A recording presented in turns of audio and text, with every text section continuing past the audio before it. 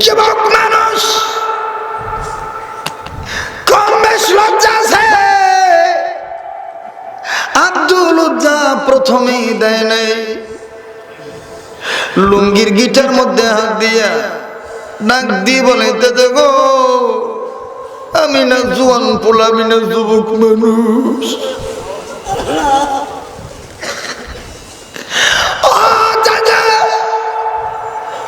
এই লুঙ্গি আমি খুলে দিলে উলঙ্গ হয়ে যাব,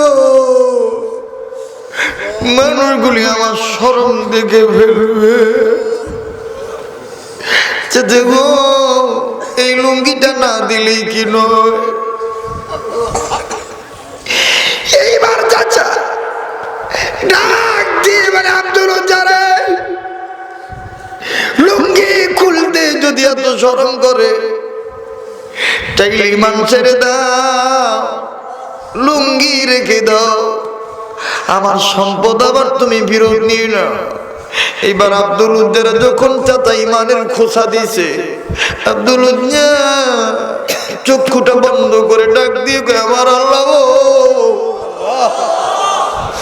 ও আমার আল্লাহ, একটু আগে আমার সব ছিল, এখন আমি ইমান আনছি, সব নিজে গা, আমার পরনের লুঙ্গিটাও চায়। আবার আমার কইছে ইমান ঠিক রাখলে নাকি লুঙ্গিটা দিয়ে দিতে হইব, ইমান চাইরা দিলে লুঙ্গি নাকি আমার ফেরত দিব না। বলা না, দুনিয়ার ইজ্জত আমি চাই না, আমি আখিরাতের ইজ্জত চাই। মামুদ গো, টাকা গেছে টাকা পামো, গাড়ি গেছে গাড়ি পামো, বাড়ি গেছে বাড়ি পামো, ইমান যদি জায়গা, আমি আব্দুল উজ্জা তো আর ইমান পাবো না। এই কথা বইলা আব্দুল উজ্জা লুঙ্গির গিটার মধ্যে হাত দিয়া টান দিয়া লুঙ্গি খুইলা চাচারা ডাক দিয়ে বলে, চাচা গো, খুইলা দিলাম লুঙ্গি, ইমান রে বানাইলাম সঙ্গী।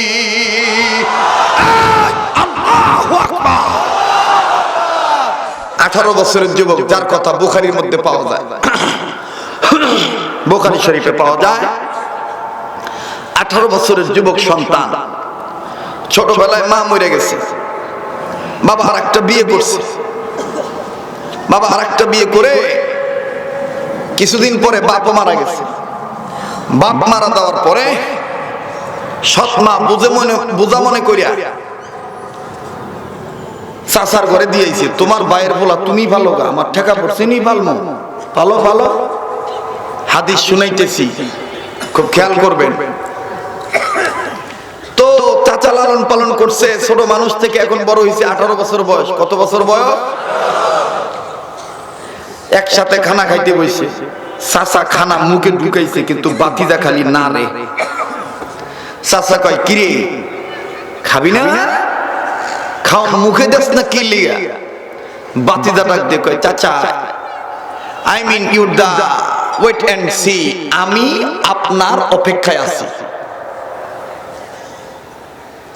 But why? What is this? Any time? I mean, wait and see. কেন? কেন? ডাক দিয়ে বলতেছে, এই জন্যে আমি আপনার ইন্তজারে আছি, অপেক্ষায় আছি। বহুদিন ধরে একটা কথা জিজ্ঞাসা করব সুযোগ পাই না। আজকে যেহেতু আপনি জিজ্ঞাসেন কি লিগে খাই না, তাহলে আপনি আমার কথাটার উত্তর দেন। কি কথা? কয়, চাচা বলেন তো দেখি, আব্দুল্লাহর পোলা মুহাম্মদের ব্যাপারে আপনার মতামত কি? এই লোকটা ভালো না খারাপ? সুবহানাল্লাহ বলবেন না? অরিজিনাল ভদ্রলোক হইতে গেলে দেখেন কত কষ্ট করতে হয়। চাচা ডাক দিয়ে বলতেছেন, বাতিজা, আসমানের নিচে জমিনের উপরে লাত মানাত উজ্জা হবলের কসম করিয়া কইলাম, মোহাম্মদ আব্দুল্লাহর ছেলে মোহাম্মদের মতন ভালো লোক আর একটাও নাই। নবীর যারা ভালোবাসেন, যারা নবীর আশিক, আওয়াজ দিয়ে বলেন সুবহানাল্লাহ। আমার ভাইরা, প্লিজ দিল নরম করে দেবেন।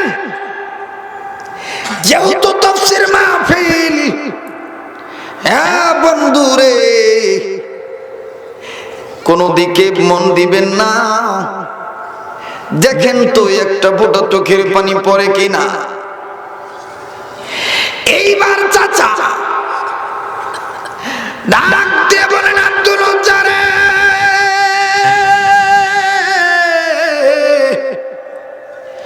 জমিনের উপরে আসমানের নিচে আব্দুল্লাহর পোলা মুহাম্মদের মতন আর একটা ভালো লোক নাই। বাতিজা ডাক দিয়ে কয়, চাচা যদি এই হয় তোমার কথা, তাইলে কি দ্বিতীয় কথা, এই মুহাম্মদ যে একটা দাওয়াত দেয় না দেখা সম্পদের উপর ঈমান আনতে কয়, লা ইলাহা ইল্লাল্লাহ, এই ঈমানটা কি আনা যায় না? প্লিজ ডোন্ট ডিস্টার্ব, প্লিজ তাকাবেন না কোনো দিকে। আজকের মাহফিলে দোয়া আল্লাহ ফেরত দিব না। আমার ভাইরা, চাচা ডাক দিয়ে বলে,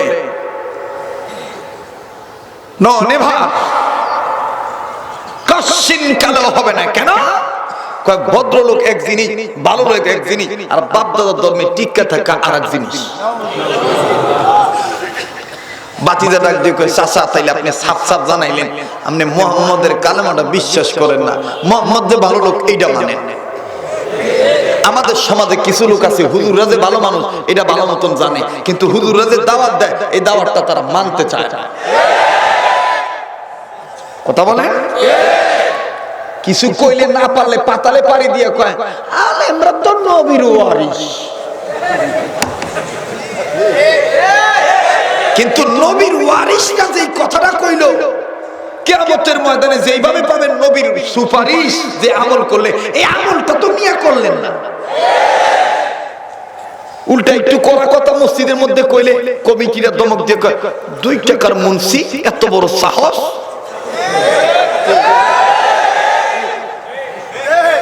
সভাপতি ভালো থাকলে ক্যাশিয়ার দিয়ে পেছ লাগাই, ক্যাশিয়ার ভালো হইলে সেক্রেটারি দিয়ে পেছ লাগাইয়া।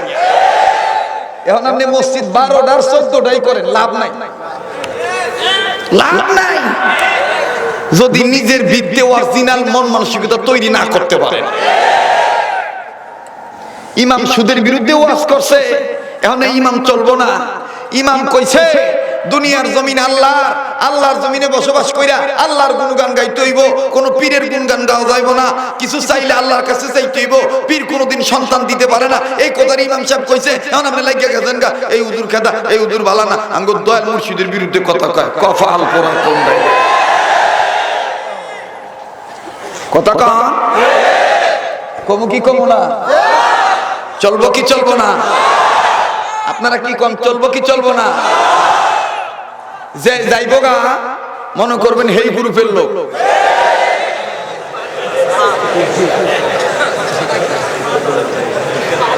কথা কম, এটা হাত পাখা থাকলে ভালো হইতো।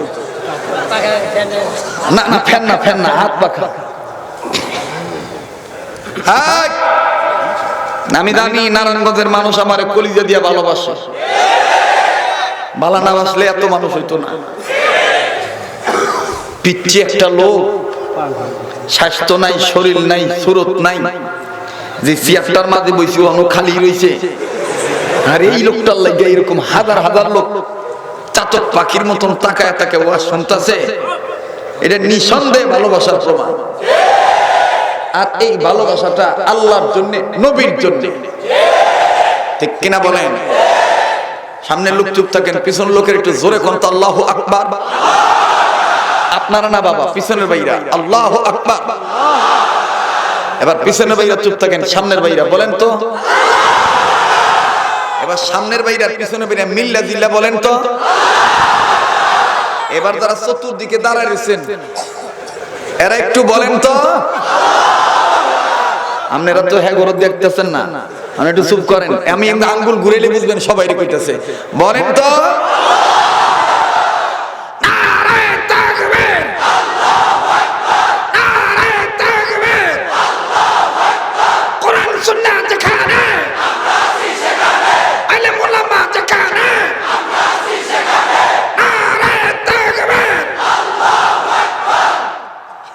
তাকবীর দিতে হবে, নির্দেশ কার? অনেকে কয় অনেকে কয় হুজুর গো এটা একটা স্টাইল, তাকবীর দিয়ে মাঠ গরম করে সোরা। হুজুর গো বাপের ঠেকা পড়ছে, মাঠ গরম করে লেগে তাকবীর দাও না লেগে। হুজুররা আল্লাহর আইন মানে এই লেগে এই কথাটা কয়। আল্লাহই কইছে অরাব্বাকা ফাকাব্বির, তাকবীর দিতে হবে কার কথা? আবার আমাদের দেশে দেখবেন কিছু টুনু মুন্সি আছে 20-22 বছর সৌদি আরব থাইকা বাংলাদেশে যখন নাই একেবারে টাকনু পর্যন্ত একটা জুব্বা পরে, জুব্বা পরে কইরা মসজিদে যায়, মসজিদে যায় 20 বছর সৌদি আরব থাকলাম, এইরকম ওয়াজ ওয়াজ দেই না, এরকম ওয়াজ ওয়াজ দেই নাই যেটা আমরা বাংলাদেশে দেখি। এটা কেমন জানি একটা একটা একটা নতুন আবিষ্কার করা। এই সোরা কাটাই কইছে নতুন আবিষ্কার করা। তাহলে এখানে ওলামায়ে কেরাম আছে, জবাবটা হইনা নাও, কোরআন হাদিস দিয়ে দেই। আগে হাদিস দিয়ে কই। ইসলামী বিশেষজ্ঞ গবেষণা করে দেখছেন কোরআন নাজিল হইছে মক্কা মদিনায়, আর কোরআনের ব্যাখ্যা তাফসীর তরজমা করছে যারা, তাদের অধিকাংশ লোকের বাড়ি হইল ইন্ডিয়ায়। আর কোরআন হাদিসের পক্ষে সঠিকভাবে আমল করছে যারা, তারা হইল বাঙালি। এত বড় একটা কথা কইলাম মাতৃভূমির পক্ষে, আর মিয়া ঈমানটা তাজা করে দেশপ্রেম তো ঈমানের অঙ্গ। দেশের প্রেম নাই তাইলে আল্লাহু আকবার কইলেন না কেন? আরো জোরে কর। কোরআন নাযিল হইছে কোথায়? আর এই কোরআনের তরজমা তাফসীর ব্যাখ্যা যারা করছে তাদের অধিকাংশ ব্যক্তির মুফাসসিরগণদের বাড়ি কোথায়? আর এই কোরআন হাদিসের উপর আকীদা ঠিক রাখিয়া বেশিরভাগ মেহনত করে আমল যারা করে তারা কোথায়? আল্লাহু আকবার। এবার আরেকটা গুড নিউজ দিমু, দেখবেন বিদ্যে কলিজাটা ঠান্ডা হয়ে যাবে। হায় হায় রে, বাঙালি মুসলমান হিসেবে এত গর্বিত।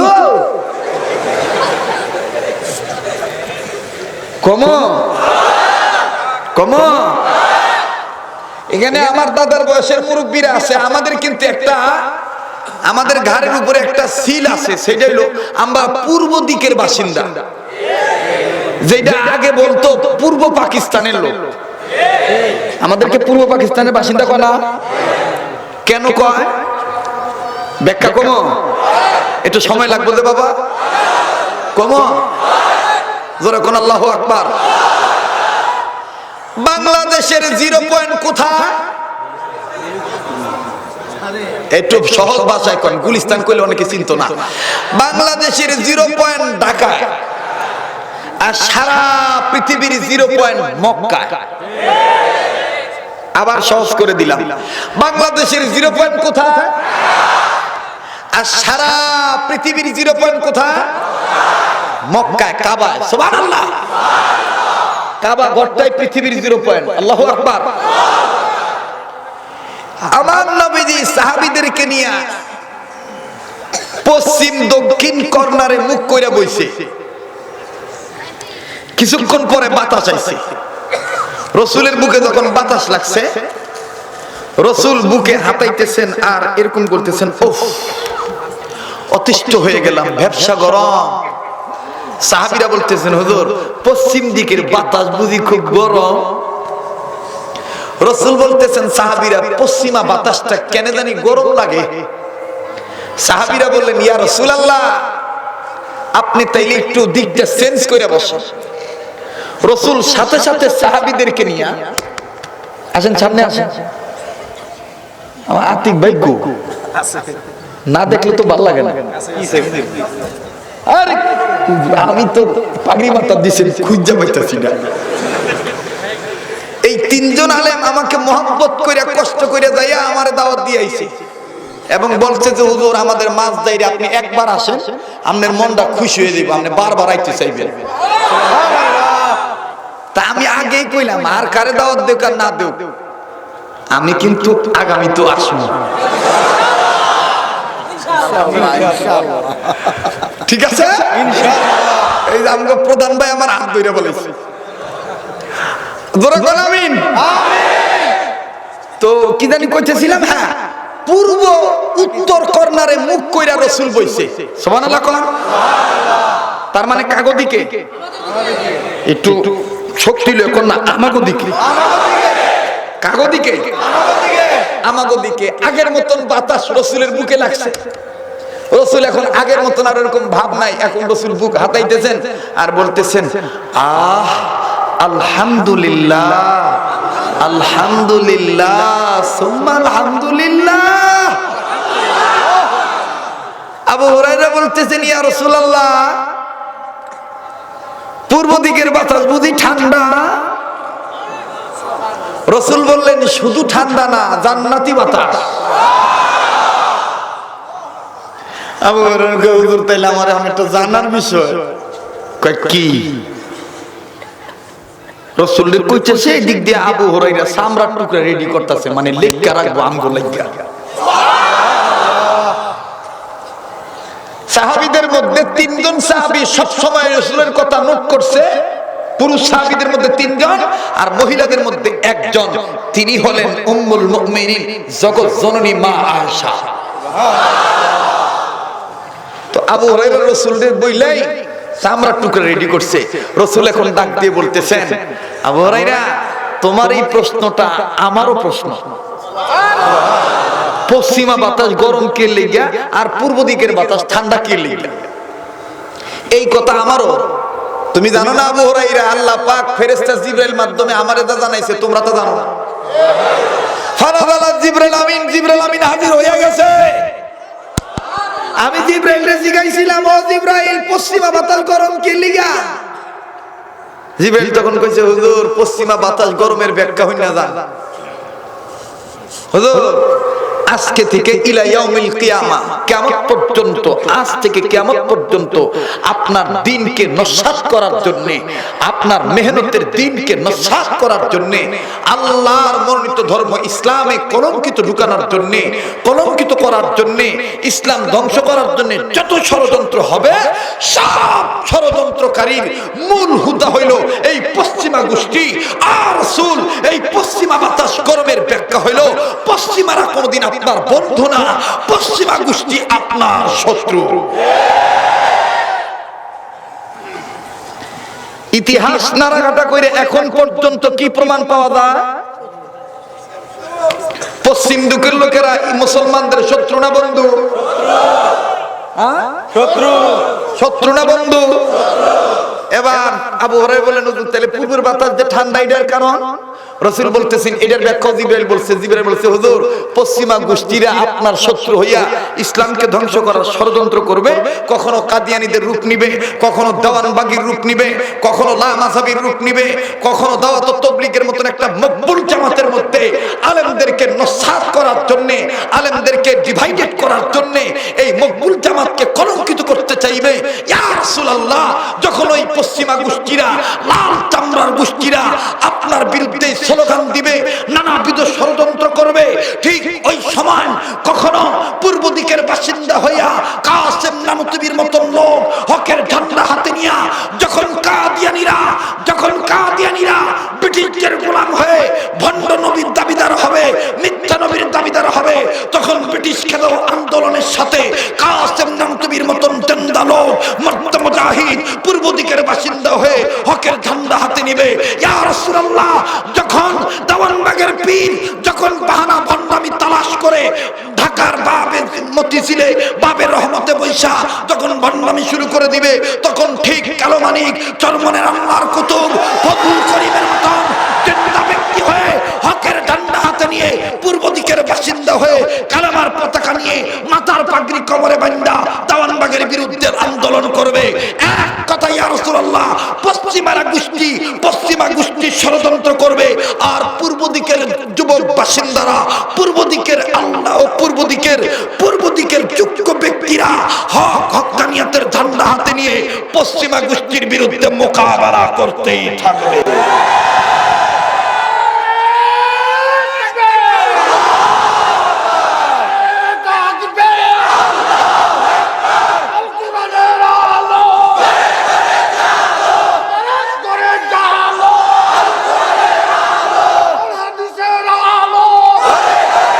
হাদিসের ব্যাখ্যা আজ পর্যন্ত তালাশ করে দেখা গেল, অদ্য পর্যন্ত দেখা গেল রাসূল যে পূর্ব দিকে মুখ করে বসছেন, পূর্ব দিকের বাতাস ঠান্ডা। ভারতে, পাকিস্তানে, বাংলাদেশে যত মাদ্রাসা আছে, যত শাইখুল হাদিস হইছে, যত মুফতি হইছে, যত বক্তা হইছে, যত হক্কানি বুজুর্গানে দ্বীন হইছে, আমার বন্ধুগণ যত আলেম হইছে, তত মাদ্রাসা হইছে, তত মসজিদ হইছে, পৃথিবীর কোন রাষ্ট্রে এত আলেম ওলামা হয় নাই। সুবহানাল্লাহ বলবেন না? সুবহানাল্লাহ বলবেন না? তার আরেকটা বাস্তব প্রমাণ দিয়ে দেই। নেপালে কিছুদিন আগে ভূমিকম্প হয়েছিল না? ঠিক 7 দিন পরে বাংলাদেশে হয়েছিল। বলেন, নেপালে ভূমিকম্পে ক্ষতি হয়েছে না? বাংলাদেশে ক্ষতি হয়েছে? কেন হয় নাই? বাংলাদেশে যখন ভূমিকম্প স্টার্ট হয়েছিল, তখন বাংলাদেশের ওই রাসূলের ঘোষণা মোতাবেক পূর্ব দিকের বাসিন্দাদের ছেলেরা, ছোট্ট ছোট্ট বাচ্চারা, এই আমার বন্ধুগণ আল্লাহর কোরআন তেলাওয়াত করছে। ঠান্ডা পানি দিয়ে ওযু বানাইয়া আল্লাহর কোরআন তেলাওয়াতে ব্যস্ত ছিল। যখন পূর্ব দিকের বাসিন্দার সন্তানেরা আল্লাহর কোরআন তেলাওয়াতে ব্যস্ত ছিল, আর ওই সময় যখন পূর্ব দিকের এই জমিনে ভূমিকম্প শুরু হয়েছে, আল্লাহ পাক কোরআন তেলাওয়াতের বরকতের কারণে ভূমিকম্পের দ্বারা ক্ষতি হইতে দেয় না। আবার বলেন, কয় গুণে গুণান্বিত হইলে ভদ্রলোক? এর মধ্যে 1 নাম্বার গুণ কি? 1 নাম্বার গুণ কি? আমার ভাইরা, আর লম্বা নাই, প্লিজ দিল নরম করে দিবেন। একটা ফোঁটা চোখের পানি দেখেন ফালাইতে পারেন কিনা গো বন্ধু? এইবার মনে আছে কিনা জানি না, বাতিদা ডাক দি বললেন, চাচা গো, যদি তাই হয় আপনার কথা, তাইলে আমি আপনাকে সাক্ষী রেখে পড়ে নিলাম লা ইলাহা ইল্লাল্লাহু মুহাম্মাদুর রাসূলুল্লাহ। লা ইলাহা ইল্লাল্লাহ, জোরে লা ইলাহা ইল্লাল্লাহ, আরো জোরে লা ইলাহা ইল্লাল্লাহ, জোরে লা ইলাহা ইল্লাল্লাহ, মুহাম্মদ লা ইলাহা ইল্লাল্লাহ, জোরে লা ইলাহা ইল্লাল্লাহ, আরো জোরে লা ইলাহা ইল্লাল্লাহ, মুহাম্মদ লা ইলাহা ইল্লাল্লাহ, জোরে লা ইলাহা ইল্লাল্লাহ, আরো জোরে লা ইলাহা ইল্লাল্লাহ, লা ইলাহা ইল্লাল্লাহ, জোরে লা ইলাহা ইল্লাল্লাহ, আরো জোরে লা ইলাহা ইল্লাল্লাহ, জোরে লা ইলাহা ইল্লাল্লাহ, সবাই লা ইলাহা ইল্লাল্লাহ। থামেন থামেন থামেন, আল্লাহকে ডাকতে ভালো লাগে না খারাপ লাগে?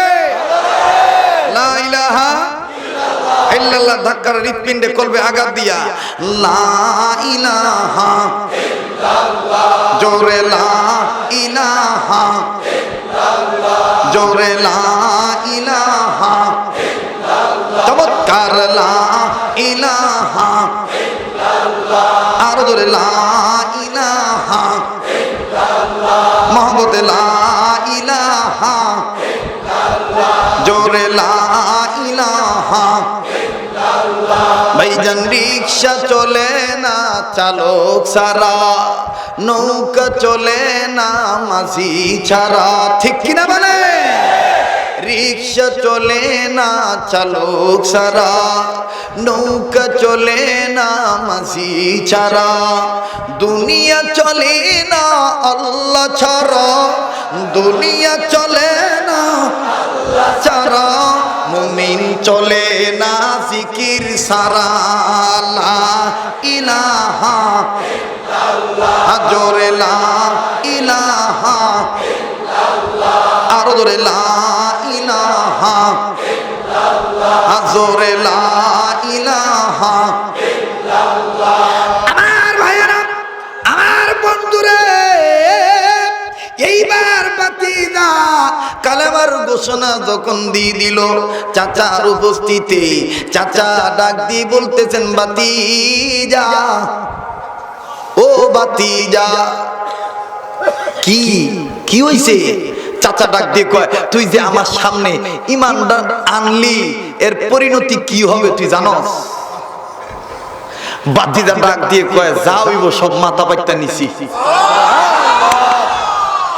আমরা যারা আহলে সুন্নাত ওয়াল জামাতের আকীদায় বিশ্বাসী হইছি, আমাদের গলায় একবার কাজ চারবার কাটলো পীরের পায়ে সেজদা দিতাম না, আল্লাহর নবীরে এক করতাম না, আল্লাহ আল্লাহ নবী নবী কথা বলেন ঠিক কিনা? সম্মানিত সুধী, বাতিজা ডাক দিয়ে কয়, সব মাথা পাইতে নিমু। চাচা কয়, যদি তাই হয় তাইলে তোরে যত টাকা পয়সা দিছি, বাড়ি দিছি, টাকা পয়সা দিছি, সব দে, আমার বিরুদ্ধে তোর গায়ে যে চাদর আছে এটাও দে। তো বাতিজা সব খুলে দিছি। চাচা বুঝতে পাইছেন? চাচা কয়, না ওহনো একটা জিনিস পাই নাই। মাথাটাও নাড়াবেন, আমার দিক তাকান, আমি একটা করুণ চিত্র তুলে ধরবো, দেখবো কেমন মহব্বত আছে আপনার অন্তরে, ইমানের মহব্বত। চাচা বাতিজা ডাক দিয়ে বলতেছে, সব বুঝা পাইছেন? চাচা কয়, না ওখানে একটা জিনিস বাকি আছে। কি? কয়, তোর পরনে যে লুঙ্গি, এইটাও তো আমার টাকার কিনা, এটা আমার দিয়ে দে। আমার ভাইরা, যুবক মানুষ, কম বেশ লজ্জা আছে। আব্দুল উজ্জা প্রথমেই দেয় নাই, লুঙ্গির গিটার মধ্যে হাত দিয়া ডাক দিয়ে বলে, গো আমি না জোয়ান পোলা, আমি না যুবক মানুষ,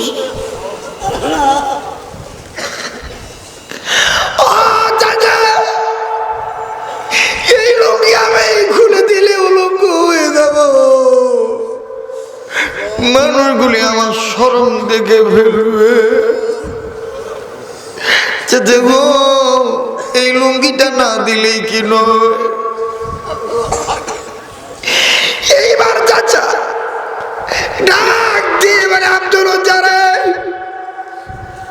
লুঙ্গি খুলতে যদি এত শরম করে, তাইলে ঈমান ছেড়ে দাও, লুঙ্গি রেখে দাও, আমার সম্পদ আবার তুমি ফেরত নিয়ে না। এইবার আব্দুল উজ্জারা যখন চাচা ইমানের খোঁচা দিছে, আব্দুল উজ্জা চক্ষুটা বন্ধ করে ডাক দিয়ে কয়, আমার আল্লাহ, ও আমার আল্লাহ,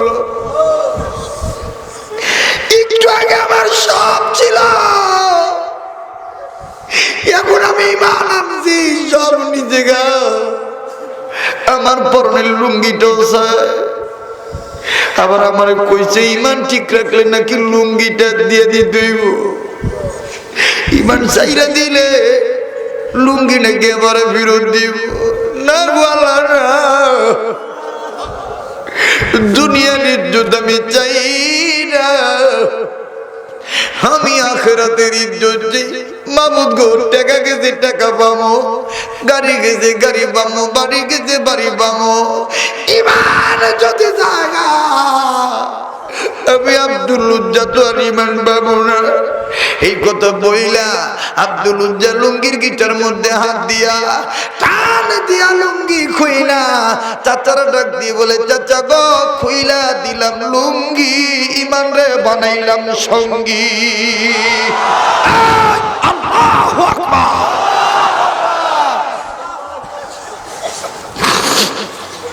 প্লিজ দিলটা নরম করে দেন, দিলটারে কোন এই নরম হস না কেন? চোখের পানি পড়ে না কেন? কাঁদলে আল্লাহ খুশি হয়, কাঁদলে আল্লাহ গুনাহ মাফ করে দেন। না কানলেও আপনি কান্না বান করবেন, এটা ইমানের আলোচনা হইতেছে। যুবক ভাইরা আমার, এইবার আব্দুল উজ্জা লুঙ্গি খুলে দেওয়ার পর সমাজের লোকগুলি বুড়া জোয়ান মিল্লা তারে সিসি বলা শুরু করলো। আব্দুল উজ্জা মিঠি মিঠি করে তাকায় দেখে কেউ তার আপন নাই, আল্লাহ বাদে তার কেউ আপন নাই। আব্দুল উজ্জা ডাক দিয়ে বলে, মাবুদ গো, ও মাবুদ, ঈমান আনার কারণে সব আমার পর হয়ে গেল। এমনিতেই তো আমার মা নাই, ছোটবেলায় আমার মা মরে গেছে, তার কিছুদিন পরে আবার বাবা মারা গেছে। আল্লাহ গো, এখন আমি কই যাব, কার কাছে যাব? আজকে যদি আমার বাবা বাচ্চা থাকতো, আমার চাচা ঈমান আনার কারণে লুঙ্গি লইয়া গেছে, আমি আমার বাবার লারো যাইয়া বাবার কাছে যাইয়া দৌড় মেরে দেয় কইতাম, বাবা গো, বাবা গো, চাচা আমার লুঙ্গি নিচে গেল, তুমি আমার আর একটা লুঙ্গি কিনে দাও। কিন্তু গো মাবুদ, আমার তো বাপও নাই, মাও নেই, এখন আমি কই যাবো, কার কাছে যাই? আব্দুল উজ্জা কান্দে ডাক দিয়ে বলে, আরে পোড়া কপাল, আজকে যদি মা বাপ থাকতো আমি আমার অভিভাবক রাখতে পারতাম, আমি আমার গার্জিয়ান হারাইতাম না। যুবক, দুনিয়াতে তার মা নাই, বাবা নাই, তার মতন বড় বড় কপাইল্লা, পোড়া কপাইল্লার কেউ নাই। যুবক রে, মা এমন একটা গার্ডিয়ান, বাপ এমন একটা অভিভাবক, যে মা হারাইছো রে, সে বুঝতে পারতো তো মায়ের কি দরদ, যে বাবা হারাইছো গো, সে বুঝতে তো বাবার কি দরদ। কত কথা বলবো, কত রাষ্ট্রে যাই, কত দেশে যাই, এই জীবনে এই দুই লাইনে কত বাস্তব ঘটনা দেখছি। এক যুবক, দিলটা নরমের জন্য বলতেছি, তোর মা যদি না থেকে তুই বুঝবি মার কি দরদ। ভাই মা যার নাই রে, সেই বাচ্চাটা যে কত এতিম, কত এতিম, কত অনাথ, একমাত্র সে জানে, আল্লাহ জানে। আমার ভাইরা দক্ষিণ অঞ্চলে যাব, বরিশাল ডিস্ট্রিক্টে মাহফিল, ফেরির মধ্যে গাড়ি তুলছি, আমার গাড়ির পিছনে অ্যাম্বুলেন্স উঠছি, অ্যাম্বুলেন্সের ভিতর দেখি ফেরি যখন তার ডালা উঠাইলো, ফেরি তো সাইডে দিল, কিন্তু এই ফেরির ভিতর থেকে একটা বাচ্চাকে কোলে নিয়ে একটা ভদ্রলোক নামলো। আমি নজর করে দেখতেছি, বাচ্চাটা বারবার বাপের গালে মুখে খামছায়া ধরে, কানটা টাইনা চিরা ফেলায়, জামার বোতাম গুলি চিরা ফেলায়, আর চিল্লা চিল্লা বলে, আব্বু গো, আম্মুর কাছে যাব, দুধু খাবো, আম্মুর কাছে যাব, দুধু খাবো। চিৎকার পেরে পেরে কান্দে, আপেল দেয় ফেলে দেয়, পটেটো দেয়, না খাবো না। কি খাবি? আমি আম্মুর কাছে যাব, দুধু খাবো। সামনে আইসা ডাক দিয়ে বললাম, ভাইজান, আপনার বাচ্চারে আপনার বিবির কাছে দিয়ে দেন, মায় পারবো বাচ্চার কান্না থামাইতে। বলার সাথে সাথে লোকটা চোখের পানি ছেড়ে দিয়ে বলে, হুজুর, কি বলবো দুঃখের কথা, আমার বিবি নাই, বাচ্চাটার মা নাই, লাশ হইয়া বাচ্চাটার মা অ্যাম্বুলেন্সের মধ্যে শুয়ে রয়েছে। ও বুজুর্গ, ঢাকা থেকে আমার কামড়ানো শুরু করছে। এই দেখেন, কামরায় কিছু রাখে নাই, খালি কামরায় আর ডাক দিয়ে বলে, ও আব্বু, আম্মুর কাছে যাব, দুধু খাবো। হুজুর গো, এখন আমি এর মারে কোথা থেকে আইনে দিব? কিন্তু হুজুর, আমি একটা দোয়া করি আল্লাহর কাছে, দুনিয়া তো যেন কোন শিশু বাচ্চার মায়ের আল্লাহ যেন না লইয়া যায়।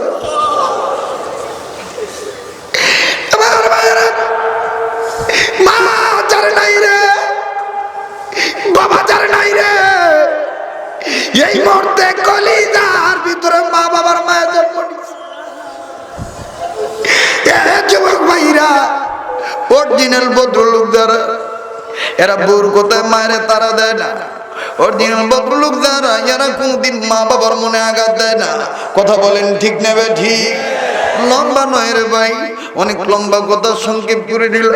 আব্দুল উজ্জা ডাক দিয়ে বলতেছেন, আল্লাহ, এই দেশে আমি আর থাকবো না, তবে মাবুদ গো, আমি এই দেশে থাকবো না, আমি চলে যাব এতিম নবী মুহাম্মদুর রাসূলুল্লাহর দরবারে। কিন্তু কেমনে যাবো, কেমনে যাবো, আমি তো উলঙ্গ, আমার পরনে তো কাপড় নেই। তবে গো আল্লাহ, আমার বাড়িতে সৎমার কাছে যাব, মায়ের দেখো মা গো, একটু কাপড় আমারে দাও। এই কাপড় দিয়া কোনো মতন হাঁটু পেঁচাইয়া আমি নবীর দরবারে যাব। যুবক রে, তুই চিন্তা করে দেখ, কয়দিন তুই ইমান হেফাজত করতে যে উলঙ্গ হইছ, কয়দিন তুই সর্বহারা হইছ। যুবক রে, আব্দুল উজ্জা চোখটা বন্ধ করে কোন দিকে না তাকাইয়া মাটির দিকে তাকাইয়া রাস্তা দেখে দেখে দেখে দেখে দেখে দেখে সৎমার কাছে গেছে। মা মা বলে যখন ডাক দিছে, মা জননী যুবক সন্তানের আওয়াজ শুই না ঘর থেকে বের হইছে রে, নজর করে দেখে যুবক পোলা উলঙ্গ হয়ে দাঁড়াল। সৎমা বড় লজ্জা পায়, চোখের মধ্যে হাত দিয়ে ডাক দিয়ে কয়, কিরে বাবা, তোর এই অবস্থা কেন, লুঙ্গি কই? আব্দুল উজ্জা মায়ের ডাক দিয়ে কয়, মা গো, ইমান আনার কারণে পরের লুঙ্গিটাও চাচা আমার দেয় নেই।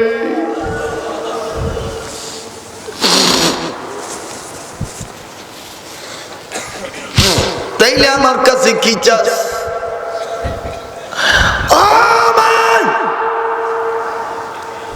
আমি থাকতাম নাই, আমার একটু কাপড় দাও, আমি আমার লজ্জা ডাকবো। ইমান আনছি নবীর দরবারে যাই, নেক আমল শিখা ভদ্রলোক হব। বন্ধুরে, মা ডাক দিয়ে বলে, বাবা আমি কাপড় কোথার থেকে দেব? একটু চাইছো যেহেতু দ্বারা। আব্দুল উজ্জার মা ভিতরে গেল, ভিতরে যাইয়া খুঁজে দেখে একটা কম্বল, পাতলা কম্বল। এই কম্বলটা বাইর করে ডাক দিয়ে বলে, বাবা গো, এই কম্বলটাই আমার সম্বল। আব্দুল উজ্জা কয়, মা গো, এই কম্বলটা তুমি পুরা দিলে তুমি আবার কি পরবা? একটা কাজ করো মা, অর্ধেক কম্বলটা অর্ধেক করো। এবার ডিভাইডেড, দ্বিখণ্ডিত করা হইল। এই কম্বলটা দুই টুকরা করা হইল।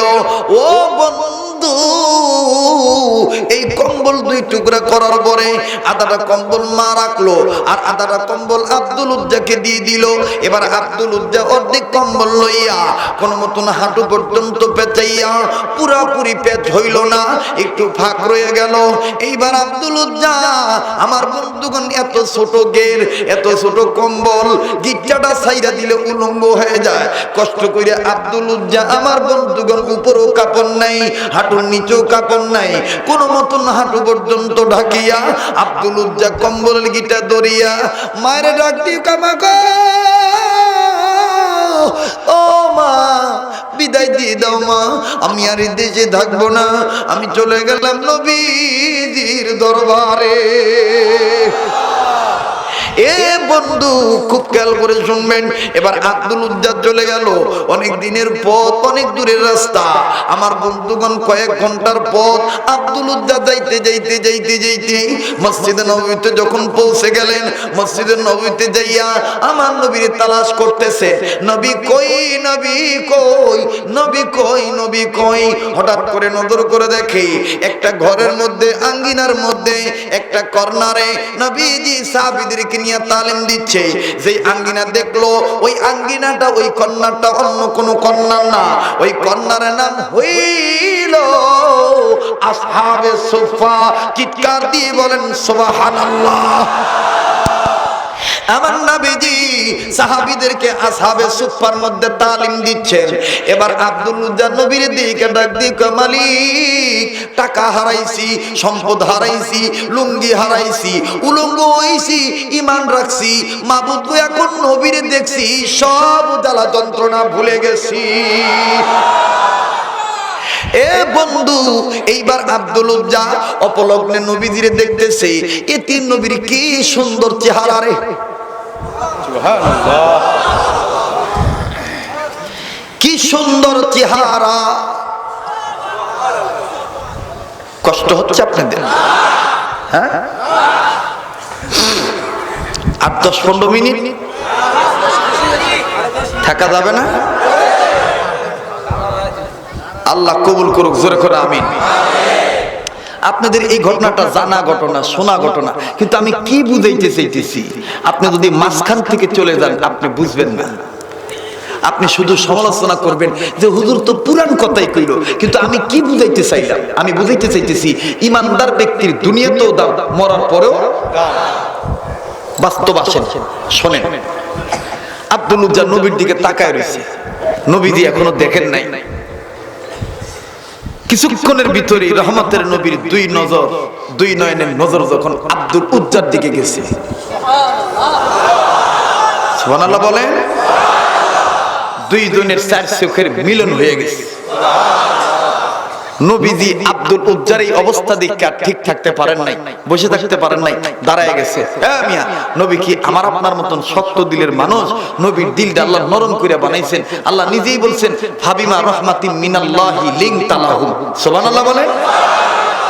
নবীর দিলটা নরম করে বানাইছে কে? যারা বলেন কে? আমার ভাইয়েরা, এইবার আমার আপনার নবী আব্দুল উজ্জার দিকে তাকাইলেন। আব্দুল উজ্জার দিকে তাকাইয়া নবীজি নজর করে দেখতেছেন কেমন জানি অর্ধলুঙ্গ হইয়া দাঁড়ায় রয়েছে যুবক। আমার নবী দেখতেছেন চোখগুলো গাতার মধ্যে চলে গেছে, পেটটা পিঠের লগে লেগে গেছে। আমার বন্ধুগণ, আমার ভাইরা, এইবার আব্দুল উজ্জার কাছে নবী দিয়ে আয়েশা আস্তে করে ডাক দিয়ে বলতেছেন, যুবক কোথায় তোমার বাড়ি, কোথায় তোমার ঘর? এ বন্ধু, অনুরোধ করতেছি মোনাজাত না করে কেউ উঠবেন না, এত বড় মাহফিল সম্মেলনের দোয়া না করে কেউ যাবেন না। একটা কথা মনে রাখেন, আপনি যে আজকে ওয়াজ মাহফিলে এলেন, দোয়া না করে চলে গেলেন, আমার বন্ধুগণ, আমার ভাইরা, মাথা ছাড়া বডির দাম যেমন নাই, ওয়াজ মাহফিলে এসে দোয়া না করে চলে গেলে এরকমই মূল্যহীন হয়ে যায়। কথা বলেন ঠিক না বেঠিক?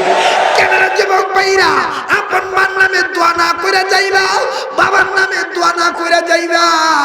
আমার বন্ধুগণ, তুমি যে আজকে তোমার মায়ের ফাঁকি দিয়ে যাইতেছো গা, বাবারে ফাঁকি দিয়ে যাইতেছো গা, তুমি তোমার কপাল লেখা রাখো, তোমার পোলারা, তোমার মাইয়ারাও ওয়াজ মাহফিলে আইসা কিন্তু তোমারও ফাঁকি দিয়ে যাইব গা। কথা বলেন ঠিক না বেঠিক?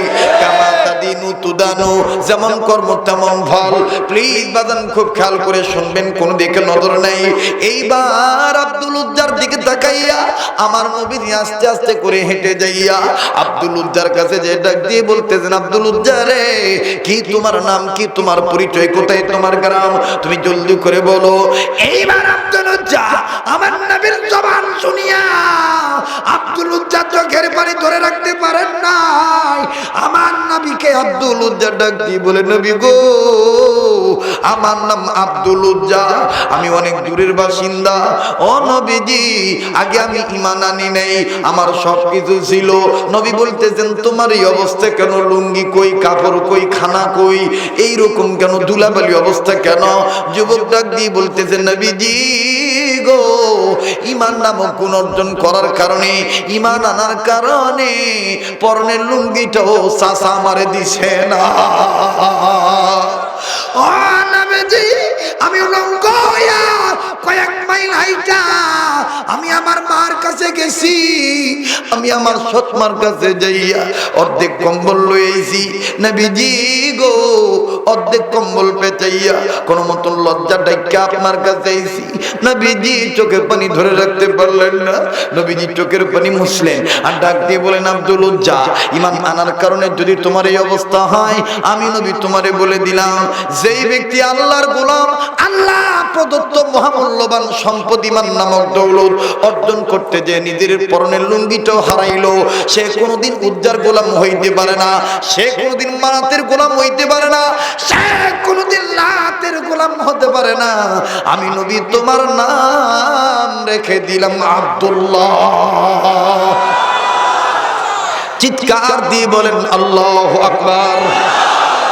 নবীজি আব্দুল্লাহ নাম দিয়া এবার ডাক দিয়ে বলতেছেন, গলার মধ্যে হাত দিয়া নবীজি বুকের সাথে একটু জোরে ধরলেন, জোরে ধরে বললেন, আসো আসো আসো আসো যুবক, এ যুবক আসো আসো।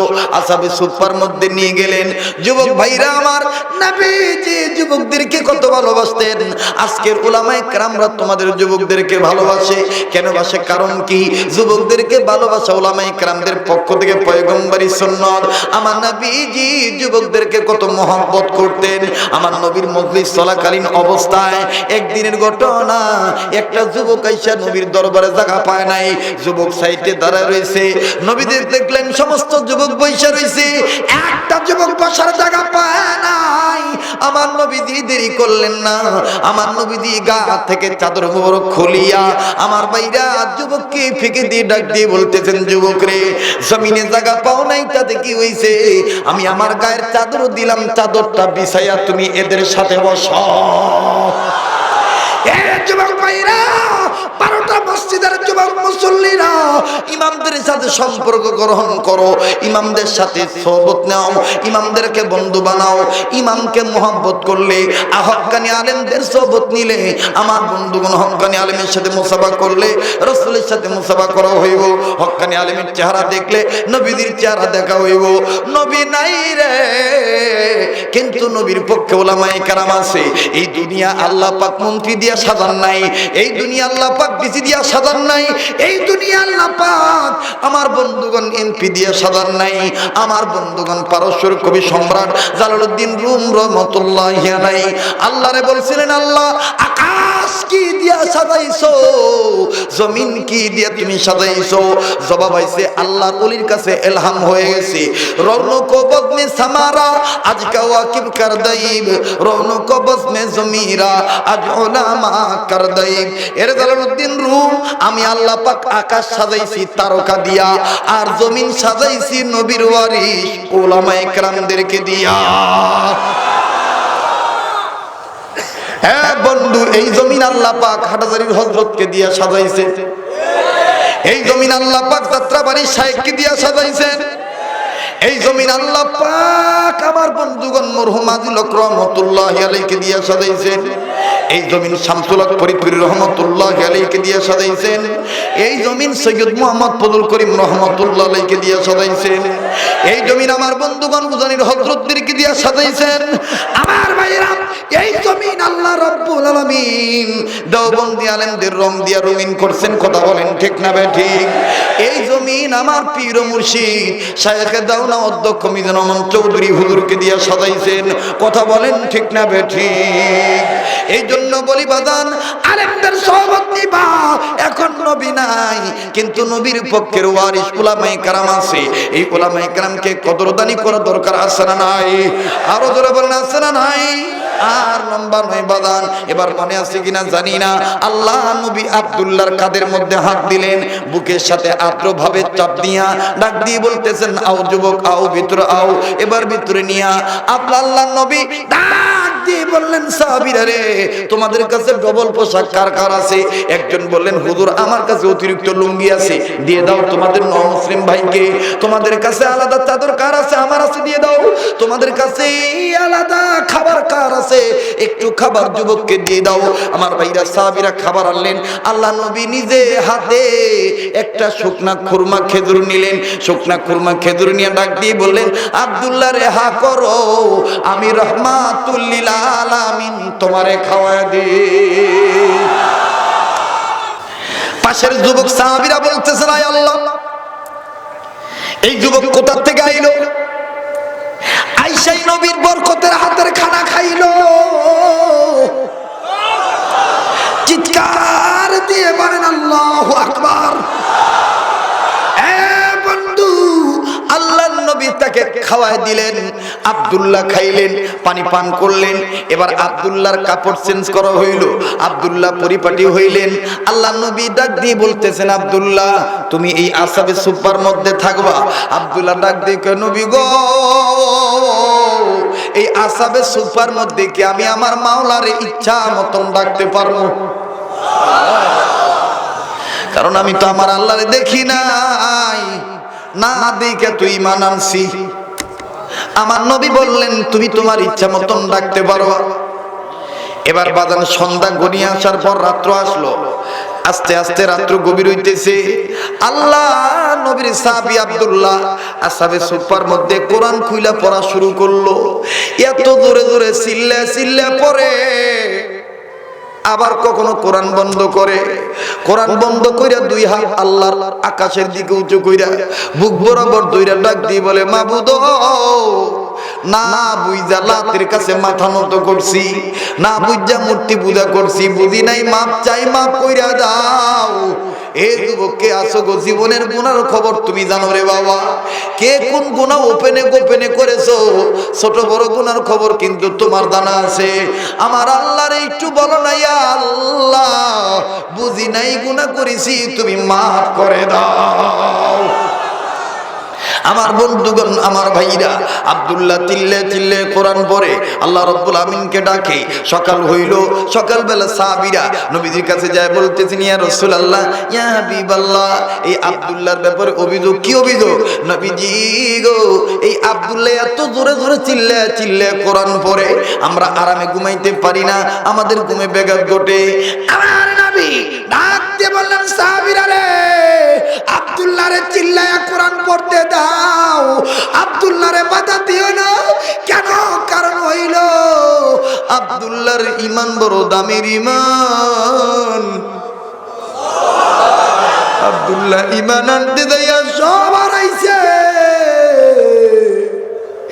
পরনের লুঙ্গিটাও আনতে পারে নাই। এই আব্দুল্লাহ রে জোরে জোরে চিল্লে কোরআন পড়তে দাও। সাহাবীরা কান্দের কয়, আল্লাহ এই আব্দুল্লাহ কি আমল করলো রে, যার কারণে আল্লাহ এবং আল্লাহ রসুলকে হাত করে ভালাইলো। ও যুবক ভাই, তুমি বাড়ি পাইছো, গাড়ি পাইছো, টাকা পাইছো, ঈমান পাও নাই, আমল করো নাই, আল্লাহরে পাও নাই, তুমি কিন্তু কিছু পাও নাই। এই আব্দুল্লাহ পড়া শুরু করে দিল। এবার পড়তে পড়তে দুই একদিন চলে গেল। বন্ধু, রাসূলুল্লাহর কানে, আমার পয়গম্বরের কানে যখন যুদ্ধের ঘন্টা বেজে উঠলো, দামামা বেজে উঠলো, যুদ্ধ দিতে হবে, আল্লাহ নবী যুদ্ধের সামান জোগাড় করার জন্য রহমতের বরকতের চাদর বিছাইলেন। সাহাবীদেরকে বললেন, তোমরা শরীক হয়ে যাও। এবার সাহাবীরা সবাই সম্মিলিতভাবে শরীক হইলেন।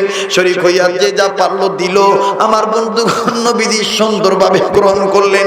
গ্রহণ করে নবীজি নিয়ে রওনা দিলেন।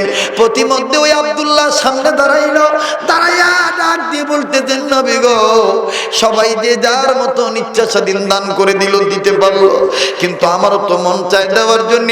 আমি এমন একটা অভাবী মুসলমান, ঈমান ছাড়া অন্য কোনো সম্পদ আমার নাই। তবে নবীজি আপনার সামনে দাঁড়াইছি, আপনার কাছে একটা দোয়া চাই গো নবীজি।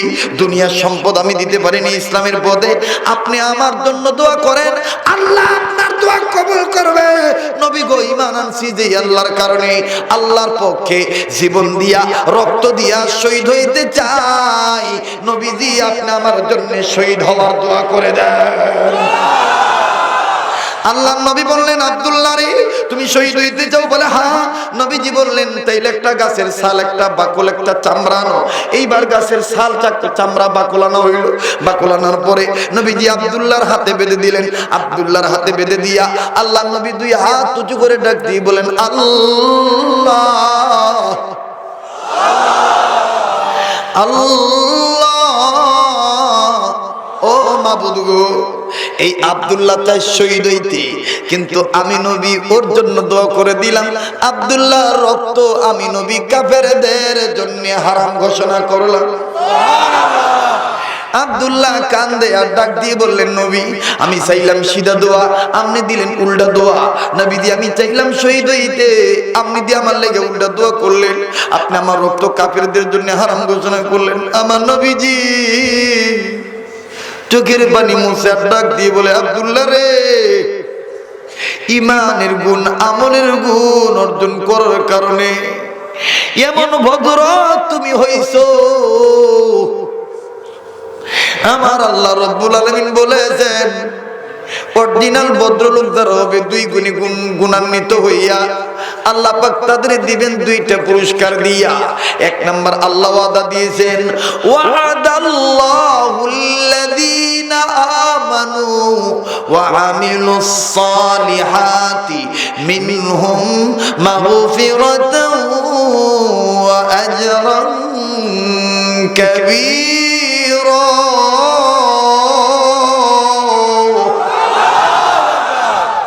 অরিজিনাল ভদ্রলোকদেরকে আল্লাহ পাক দুইটা পুরস্কার দিবেন। এক নম্বরে জীবনের গুনাহগুলি আল্লাহ মাফ করে দিবেন। দুই নম্বরে আল্লাহ রব্বুল আমিন বড় ধরনের পুরস্কার দিয়ে ধন্য করব। মুফাসসিরগণ বলেন উজরতে আজিমা, উজরতে কাবীরা। এই বড় ধরনের পুরস্কারের নাম কি? আল্লাহ পাক আর আয়াত দ্বারা অরিজিনাল ভদ্রলোকদেরকে সুসংবাদ জানাইলেন। সুসংবাদ জানাই দিয়ে বললেন সেই বড় ধরনের পুরস্কারের নাম কি? শোনো বান্দারা, আমি আল্লাহ বললাম ইন্নাল্লাযীনা আমানু ওয়া আমিলুস সালিহাতি কানাত লাহুম জান্নাতুল ফিরদাউসি নুজুলা।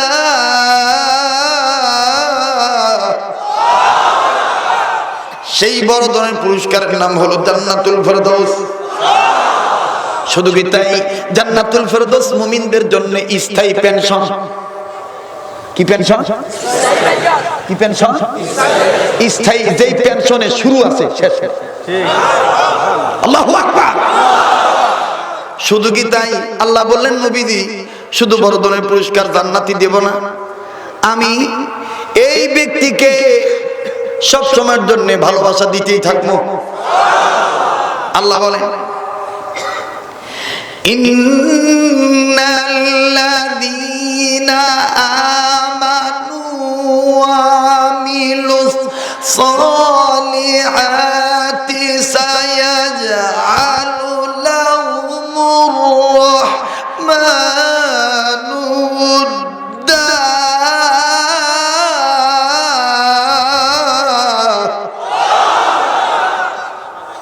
আমি সব সময়ের জন্য ভদ্রলোকদেরকে ভালোবাসা দিতেই থাকি। সুবহানাল্লাহ বলেন।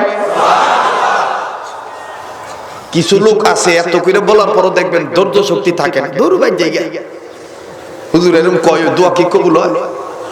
কার দোয়া কোন দিন কবুল হইবে আল্লাহই ভালো জানে। তবে আপনার কপাল পোড়া হইলে আপনি যাবেন না। এহানোর মধ্যে আল্লাহর ওলি থাকতে পারে না? কথা বলেন পারে না? তাকে কেন্দ্র করে আল্লাহ আমগো মাফ করে দিতে পারে। ঠিক কিনা বলেন? কষ্ট হচ্ছে আপনি গো? ভালোবাসা দিতেই থাকবো। কি লিগা? এরা ঈমান আনছে, আমার বন্ধু হয়ে গেছে। মুমিনরা কার বন্ধু?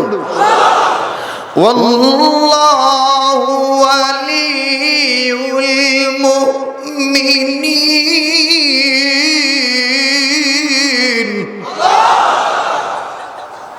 কষ্ট হইতেছে?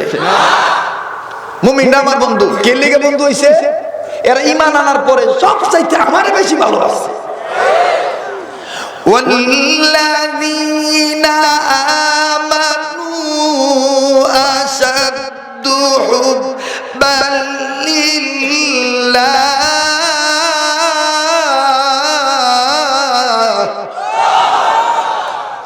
আল্লাহু আকবার বলবেন না? তাহলে দুই গুণে গুণান্বিত যারা আল্লাহর দৃষ্টিতে অরিজিনাল ভদ্রলোক তারা। শেষ করে দিই, চলবে না? পাইছেন? আল্লাহ তুমি কবুল করো। আমি আস্তে কথা কইতারি না। আবার মুরব্বীর নির্দেশে রোজা থাকুন লাগে। শুক্রবার রোজা তো মাকরু, এই জন্য শুক্রবার রোজা থাই না। দেখতেছেন এমনি কিছু নাই। এরপরে এখন আবার মুরব্বী গো নিসবতে আছি। মুরব্বীরা যে আদেশ যেটা মাইনে নিতে হয়, কারণ মুরব্বীদের কথার মধ্যে মানার মধ্যে একটা শান্তি, এটা ভাষা প্রকাশ করতে পারবে না। কষ্ট হচ্ছে আপনি গো? বেদর হইতেছেন আপনারা? আর 10 মিনিটের মধ্যে শেষ করে দিচ্ছি। অনেকে আবদার করছে হুজুর কাবা শরীফের ইমামের কণ্ঠে একটু তেলাওয়াত শুনাইবেন। আচ্ছা, না না আযান দিতাম না, না না আযান দিতাম না। এইটা যদি একটা মসজিদের ওয়াজ হইতো তাহলে দিতাম। 12টা মসজিদের মুয়াজ্জিন মুখে দিতে হবে। কারা কারা থাকবেন দেখি তো।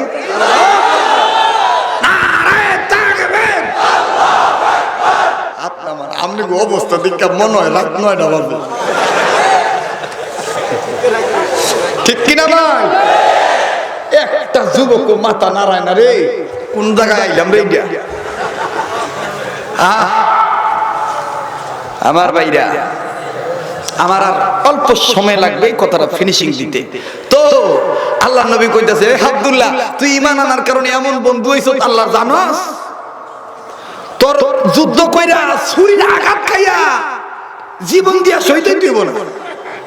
তোর মরণটা যদি সাধারণ বিমারও হয়, সর্দি কাশি মাথা ব্যথা গার ব্যথা চোখ উডানি দাঁত ব্যথা জ্বর, সাধারণ একটা ছোট্ট অসুখের মধ্যে হয়, আল্লাহ পাক তোর মরণটা শহীদ মওত হিসেবে কবুল করবে। আল্লাহু আকবার।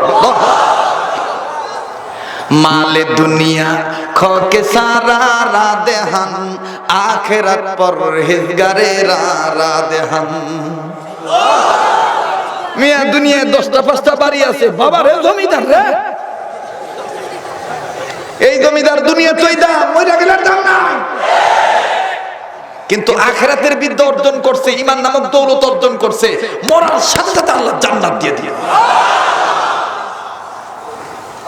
আমার ভাইরা, তো আল্লাহর কি কুদরত, আল্লাহর কুদরত বোঝা যায় না। কিছুদিন পরে খবর আইলো আব্দুল্লাহ মারা গেছে জ্বরে ভুইগা। রাসূল খবর পেয়ে সাহাবীদেরকে পাঠিয়ে দিয়ে বলে, তোমাদের ভাইয়ের লাশটা আদব সহকারে বাইর করো। আদব আদব আদব 3বার বলছে, আদব সহকারে বাইর করো। তো আদব সহকারে বাইর করছে। রাসূল কবর খনন করতে বলেন, কবর খনন করা হয়েছে। এবার সাহাবীদেরকে বলতেছেন, এই তোমরা তোমাদের ভাইয়ের লাশের সাথে আদব কইরা আদবের সাথে কবরে নামাও। তাইলে বোঝা গেল ভদ্র বাবা ভদ্র সন্তান চিনছে, কেনা বলেন? 2 গুণে গুণান্বিত যারা অরিজিনাল ভদ্রলোক। এবার কবর দেওয়া শেষ, মাটি দেওয়া শেষ।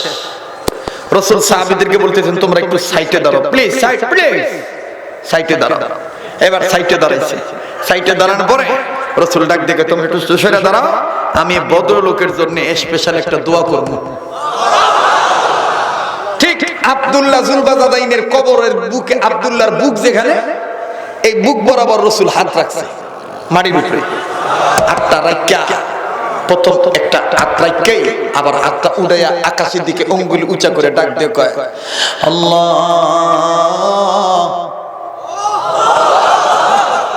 এই আব্দুল্লাহর প্রতি সকাল থেকে সন্ধ্যা পর্যন্ত আমি রাজি ছিলাম, তুমি মাওলা ও রাজি হইয়া যা। স্পেশাল দোয়াটা করছে। এই দোয়া শুনে একজন সাহাবী চিৎকার দিয়া আওয়াজ কইরা মাটিতে গড়াগড়ি পড়তেছে, মাটি হাতাইতেছে, দুলাবালি মাখাইতেছে, আর কপাল এরকম থাবড়াইতেছে, আর কইতেছে, আহা, আজকের লাশটা আব্দুল্লাহ না হইয়া যদি আমার হইতো, এই কবরটা আমার, এই কবরটা আব্দুল্লাহ জুলবাজাদিনের না হইয়া যদি আমার কবর হইতো। আমার ভাইরা, আমার বন্ধুগণ, খুব খেয়াল করে শুনবেন। বাজান রে, ইলমে মারিফতের জগৎ এমন একটা জগৎ, আমি শরীয়তপুরি এই পর্যন্ত আছি, যোগ্য বুজুর্গর ওযুর পানি রেডি করে দিয়া, তাদের পায়ের জুতা সুতা করিয়া দিয়া, গো ভাইজান, এই বয়ান আমার বন্ধুগণ, আমার বাবাজিরা রে, দুধখোলার মাঠে যখন আমি ছোট্ট অবস্থায় মরহুম সৈয়দ ফজলুল করিম রহমাতুল্লাহর মুখে শুনছিলাম, আল্লাহর ওলি তখন বলতে যে কাঁদিয়া কাঁদিয়া বলছিল, রে নাদান,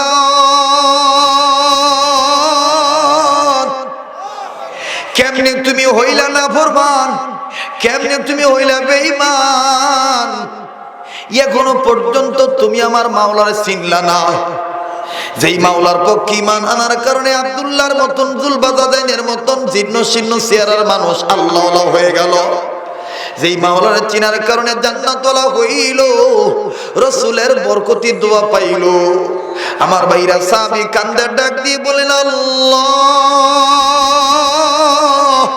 আজকের এই কবর আব্দুল্লাহর না হইয়া যদি আমার কবর হইতো, আর আমার কবরের উপরে আমার নবী হাত রেখে যদি দোয়া করতো, তাইলে আমার কপাল খুলিয়া যাইতো। আমার বন্ধুগণ, আমার ভাইরা, খুব খেয়াল করে কথাগুলো শুনবেন প্লিজ, যারা দাঁড়িয়ে আছেন, যে যেখানে আছেন বন্ধুগণ। বিশ্বনবী জনাবে মুহাম্মদুর রাসূলুল্লাহ সাল্লাল্লাহু আলাইহি সাল্লাম যখনই দোয়া করিয়া দিলেন, সাহাবীরা নবীর কাছে একান্ত গোপনে যে জিজ্ঞেস করলেন, নবীজি এই আব্দুল্লাহর জন্য এত মায়া করে কেন দোয়া করলেন?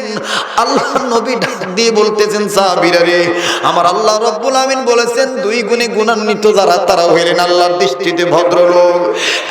সাহাবীরা, এই আব্দুল্লাহ দুই গুণ অর্জন করে ভদ্রলোক হইছে, যদিও দুনিয়াতে একটু কষ্ট করছে, কিন্তু মৃত্যুর পরে কবরে চাই না আমি রাসূল সে কষ্ট করুক। এই জন্য আমি রাসূল আল্লাহর কাছে দোয়া করে দিলাম, আমি নবী তার প্রতি রাজি, মাওলা তুমিও রাজি হইয়া যাও।